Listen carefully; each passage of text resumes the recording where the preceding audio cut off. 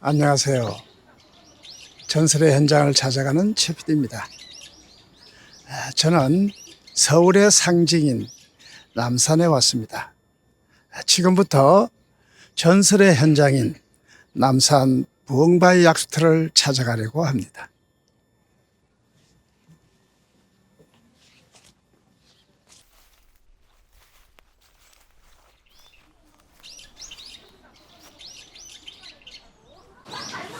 여기 있었네요. 남산 부엉바위 약수터가. 이곳을 찾기 위해서 남산 자락을 수시간이나 헤매고 헤맨 끝에 간신히 발견했습니다. 남산의 부엉바위 약수는 물맛이 좋고 위장병에도 특효가 있어서 한양의 제일 약수로 불리면서 많은 사람의 사랑을 받던 약수터입니다. 그런데 이제 약수터는 폐쇄되고 발길도 끊긴 채 사람들의 기억 속에서 아스라이 멀어져 가고 있는 것 같아 안타까운 마음이 듭니다. 오늘은 남산의 부엉바위 약수터에 얽힌 신비하고도 감동적인 전설을 소개해 드리고자 합니다.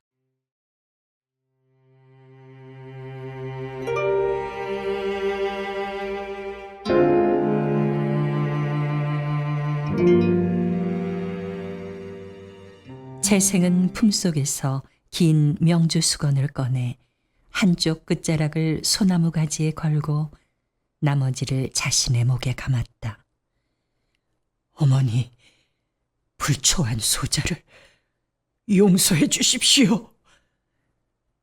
그가 막 자살을 감행하려는 순간 다급하게 외치는 여인의 음성이 들려왔다. 잠깐만 참으세요! 재생은 눈을 들어 목소리 나는 쪽을 바라보았다. 미모의 여인이 다급하게 다가오고 있었다.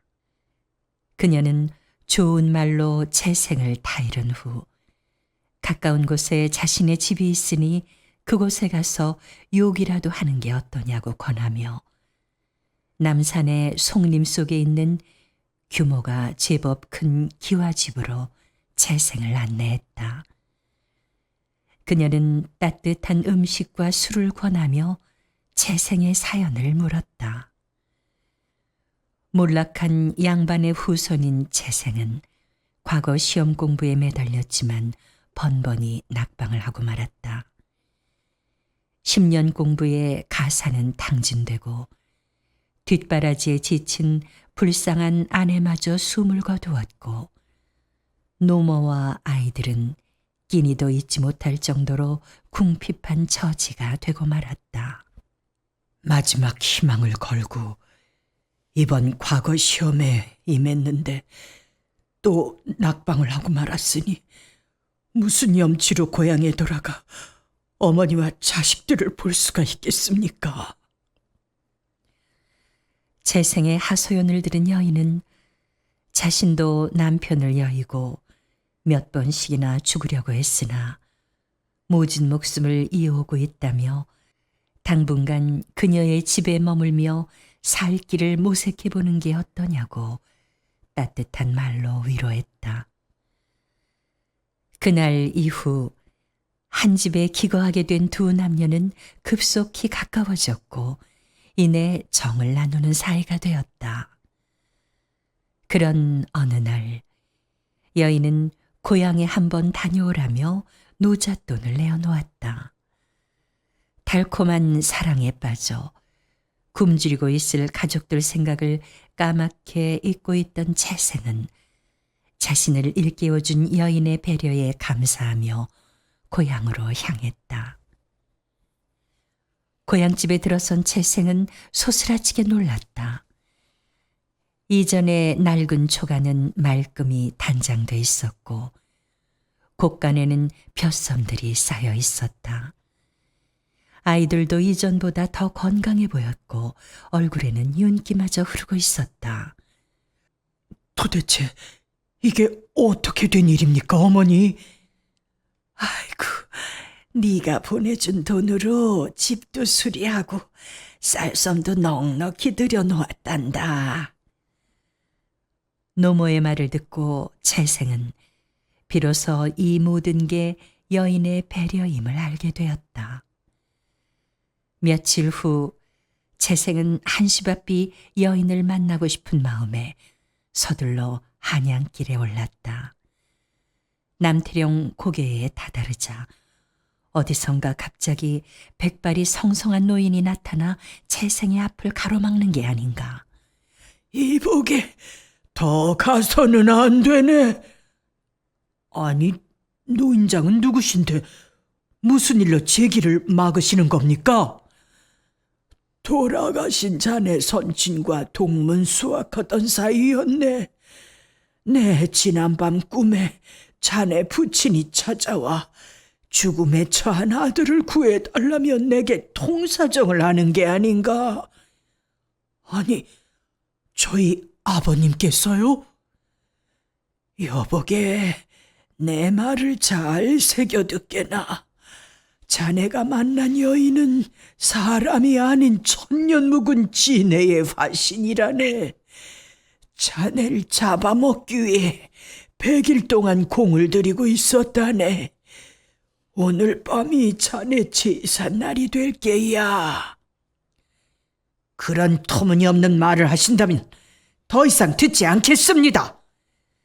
채생이 화를 내자 노인은 안타깝다는 듯 말했다. 정 내 말을 못 믿겠다면 몰래 집으로 들어가 방문에 구멍을 내고 안을 들여다보게나.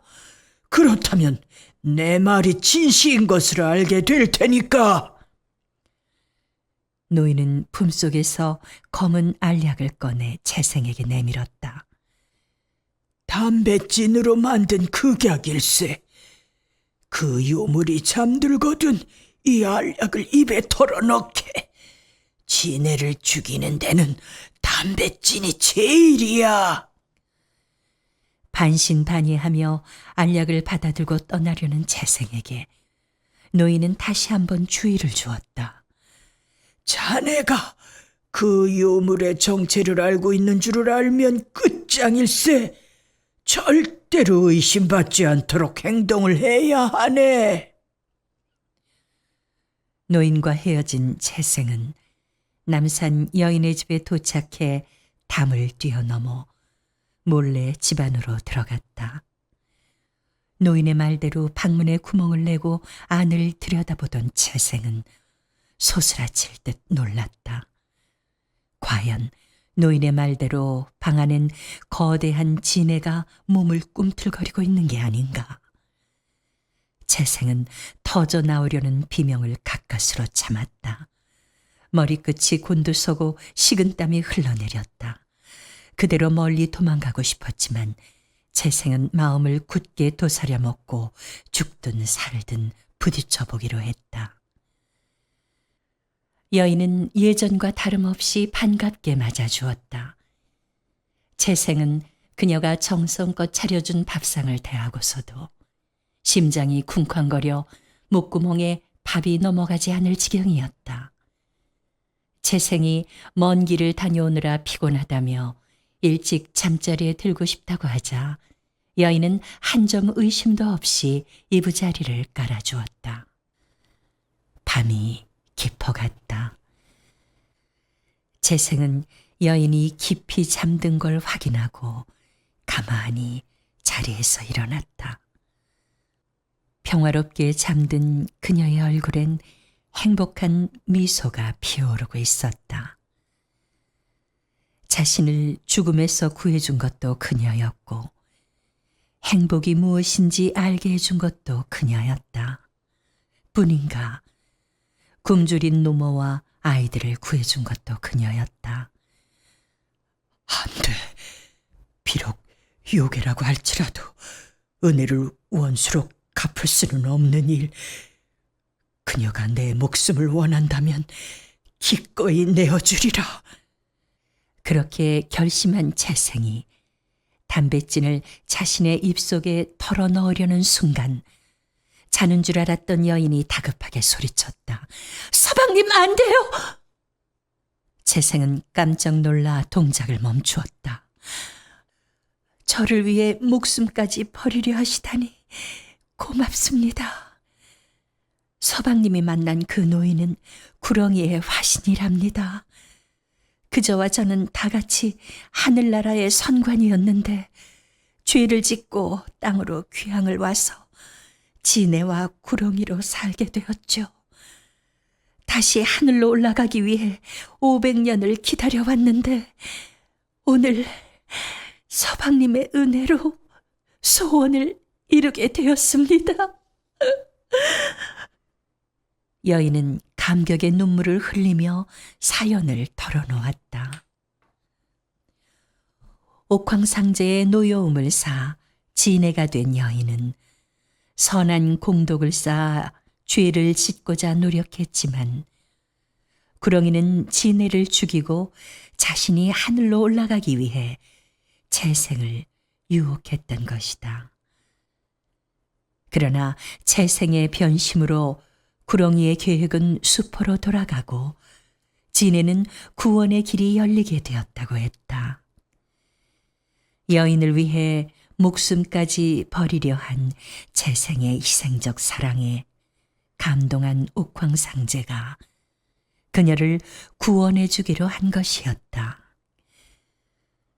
서방님의 은혜로 저는 하늘나라로 돌아가게 되었습니다. 당신의 큰 사랑 영원히 간직하겠습니다.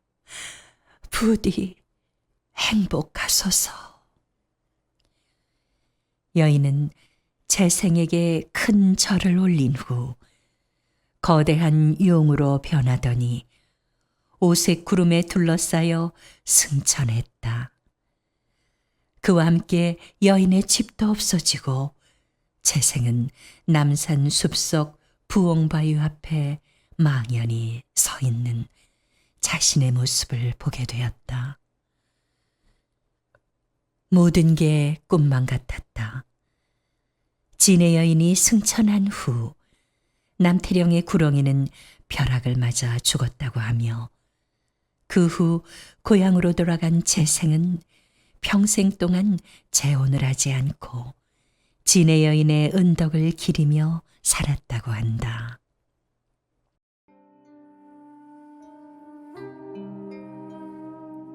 진해 여인의 설화가 깃든 남산 부엉바위 약수터는 물이 마르고 폐쇄된 채 지금은 사람들의 기억 속에서 아스라이 사라져가고 있습니다.